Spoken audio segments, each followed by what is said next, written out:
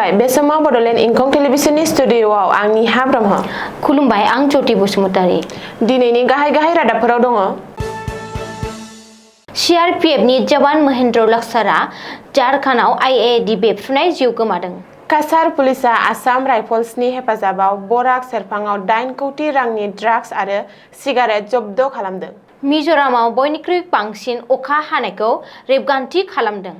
धुबुरी पुलिसआ सिमा बारहोना उट फालांगि खालामनायखौ होबथादों। जुबिन गार्ग थैनायनि केसआव थाबैनो मोजां खौरां फैनो हागौ, बुंदों आसामनि गिबि मन्थ्रि।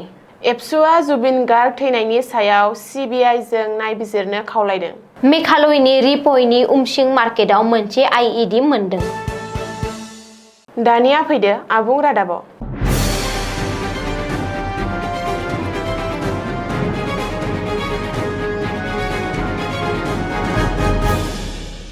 शुक्रबारनि मोनायाव मोनसे दुखुनांथाव जाथायाव झारखन्डनि साइबासा रेन्जआव मोनसे आईईडी बेफ्रुनायाव आसामनि थागिबि सीआरपीएफआव खामानि मावनाय सासे जवान महेन्द्र लक्सरनि आगोमा जिउआ खहा जादों। सेन्ट्रेल रिजार्भ पुलिस फर्सनि 60थि बेटेलियनआव हेड कनस्टेबल महरै खामानि मावबोनाय लक्सरा हरनि 11:12 रिंगासोआव पेट्रलिं खालामनायाव समाव आईईडीजों गाग्लोबजानानै जिउ गोमानाङो।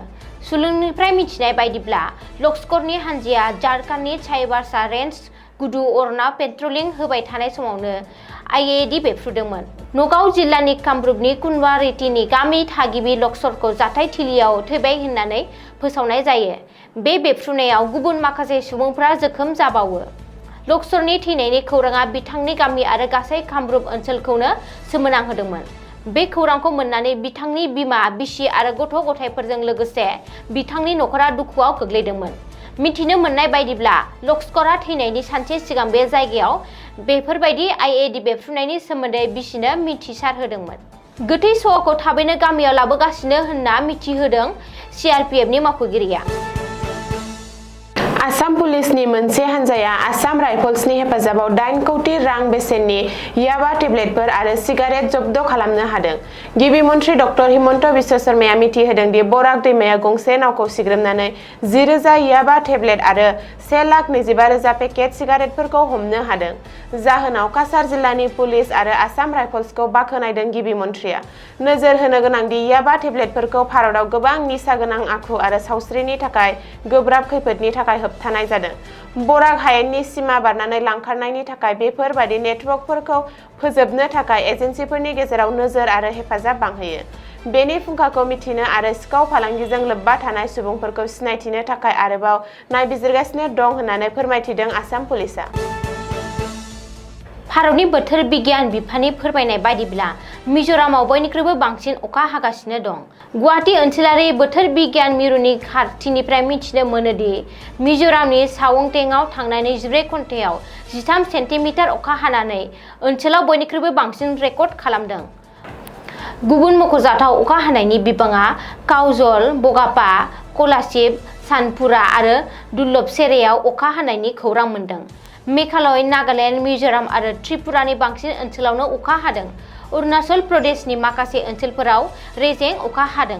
सिगांथिं नोजोर होनानै आईएमडीआ फैगौ 24 घन्टायाव मिजोरामनि माखासे बाहागोफोराव रेजेंनिफ्राय गेजेर अखा बाहागो खोलोबनि अखा हागोन। नागालेण्ड आरो त्रिपुरायाव गुबुन गुबुन रोखोमनि अखा हागोन होननानै मिथिहोदों। गुवाहाटी आईएमडीआ अख्राङाव खावसे जोमै खोबनाय आरो जौसिन आरो बाङाइसिन बिदुङाव फारियै 32 डिग्री सेल्सियास आरो 24 डिग्री सेल्सियासनि खाथि खाला थागोन होनना फोरमायदों। धुबुरी पुलिसआ सिमा बारनानै जिब जुनार सिखावै फालांगि खालामनायखौ होबथानो थाखाय मोनसे गिदिर अपारेसन खालामदों। मिथिनो हानाय बादिब्ला पुलिसआ बांलादेश फारसे गासै मा 14 उट लानानै थांनाय ट्राकखौ हमथाना सिज खालामदों। थांनाय शुक्रबारखालि मोनानि समाव गौरीपुरनि सरलडाङा गामिनि साखाथियाव ओनसोलनि माखासे सुबुंफोरा बे सन्देह गोनां खामानि मावनायनि खौरांखौ मोननायनि उनाव पुलिसआ गारिखौ जब्द खालामनो हादों। जाथायसालियाव पुलिसआ सौहैनायनि माखासे समनि सिगांनो सिखावफोरा ट्राकखौ गारनानै खारलांदोंमोन। फालांगि खालामनाय उटफोराव भेलिड ट्रेन्जिट पारमिट गैयामोन होननानै रोखा खालामो। दासान्दि जब्द खालामजानाय गासैबो उटफोरा पुलिसनि आवथायाव दं। धुबुरीनि पुलिस सुपारिन्टेन्डेन्टआ बुंदों दि बे जाथायजों लोब्बा थानाय सुबुंफोरखौ सिनायथिनो आरो सिखाव फालांगिरि नेटवर्कखौ सिफायनो थाखाय गोख्रों नायबिजिरगासिनो दं। बेफोरबादि जाथायफोरखौ फिन जानायनिफ्राय होबथानो थाखाय आयेन आब्रुथिफोरा सिमायाव पेट्रलिं होनायखौ बांहोनाय जाबाय। आसामनि गिबि मन्त्रि हिमन्त बिश्व शर्माया रबिबारखालि खौरां मोननाय बायदिब्ला सिंगापुराव थानाय गुबुन हादोरनिफ्राय फैनाय असमियाफोरा देंखोगिरि जुबिन गार्गनि थैनायनि सायाव सोलिबाय थानाय नायबिजिरनायाव हेफाजाब होनो थाखाय खोथा होदों। बिजोंनि गेजेराव फैनानै गिबि मन्थ्रिया बुंदों दि जों सिंगापुराव थानाय माखासे असमिया सुबुंफोरनिफ्राय गोसो होथाव फिननायफोर मोननाय जादों। बे समाव गुवारै फोरमायनो हायाब्लाबो सानसे साननैनि गेजेरावनो जाथायनि मोजां खौरांखौ मोनगोन होननानै खोथा होदों। बेनि अनगायैबो जाथायजों सोमोन्दो थानाय माखासे फोरमान आरो साखिफोरनि बिबुंथिफोरखौ भारतनि मिरु नखर बिफाननि गेजेरजों सिंगापुरसिम दैथायहरबाय। लोगोसे नायबिजिरनायनि थाखाय नांगौ जानाय गासैबो बाथ्राफ्रा दासान्दि सिंगापुरनि एटर्नी जेनेरेलनि आखायाव दं होननानै शर्माया बुंबावदों। गिबि मन्थ्रिया मिजिं थिदों दि सिंगापुराव थानाय असमिया थागिबिफोरनि हेफाजाब होनायजों बे हाई प्रफाइल जाथायखौ सुस्रांनो थि सम बायदियै आबुङै मदद होगोन। दुलाराय बर' फरायसा आफादा मुंदांखा असमिया मेथाइ रोजाबगिरि जुबिन गार्गनि सोमोनांथाव थैनायनि सायाव सेन्ट्रेल ब्युर' अफ इनभेस्टिगेशन (CBI) नि नायबिजिरनायखौ खावलायनानै सांग्रांथि होदों दि मोजाङै आरो गोग्गो नायबिजिरनायाव फेलें जायोब्ला गासै हादोरसायाव गोबां दावराव-दावसि सोमजिनो हागौ। दिनै 12 अक्ट'बर रबिबारखालि क'क्राझाराव मोनसे खौरांगिरि मेलनि गेजेरजों एबसुनि दैदेनगिरिफोरा दासिम बे केसखौ सामलायनो हायै आरो फोथायनो हायैनि सायाव गोथौ दुखु मोननाय फोरमायदों। रायजो राजाफोरनि रागाया थार आरो जेब्लासिम न्याय मोना अब्लासिम खमायनाय नङा होनना एबसुआ बुंदों। सोलिबाय थानाय नायबिजिरनायाव फोथायनाया खमायलांगासिनो दं। एबसुनि दैदेनगिरिफोरा गोख्रों सोंथि खालामो दि जुबिन गार्गखौ मानो बुथारदों आरो सोर दायनिगिरि।